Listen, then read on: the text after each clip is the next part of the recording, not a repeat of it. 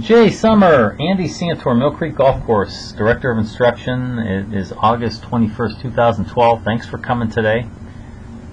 We're going to start by looking at a split screen comparison of your two golf swings.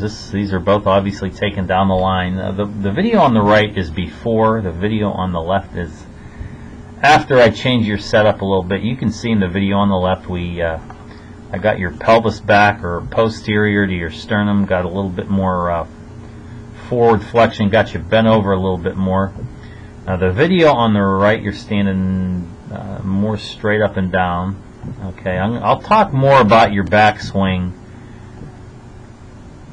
when we do the face-on view, but you can see you get the club a little bit underneath the shaft plane, and we're going to get to the top of our backswing here, and we're going to do you'll see two things.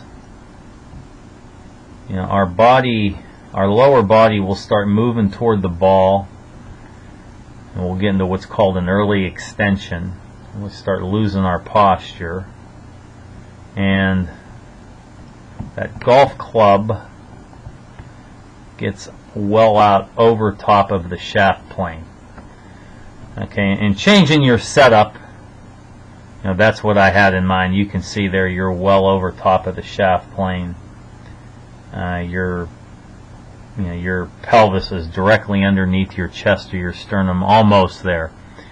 So don't have a lot of forward flexion to your swing. We're going to go the video on the left. This was after I made changes to your backswing, or to your setup rather. Actually, first thing I'm going to point out is, you know, the club is in a better position in our takeaway there. It is more in front of our chest or our sternum.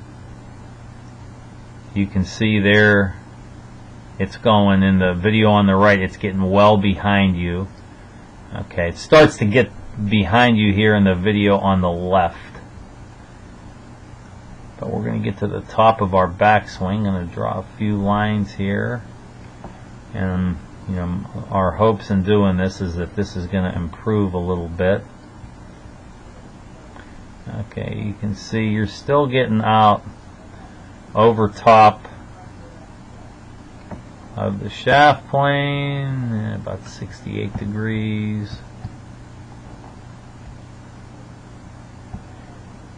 Okay, here we got the video on the right before we made the changes rather.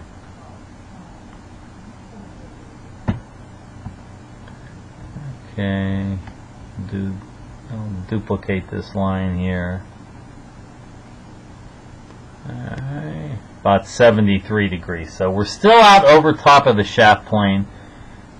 Not quite as bad. So the positioning of the club head improved a little bit by changing your setup. You know, we still need to work on some hip rotation, getting your body to rotate while maintaining our posture. And you can see here I'm trying to get your right shoulder to turn more on about that plane there. You can see it going out a little bit, but you know, when you do that, that'll improve the position of your club head. That's why, you know, those body preps and motor skills I gave you today are to help your body to rotate while maintaining your posture, and to improve, well, what I'm going to show you, get some better hip rotation or internal rotation on our backswing. We'll see. Going to draw some lines here. Relationship to your right knee and your left knee. You'll see your right knee will start to go slide to your right.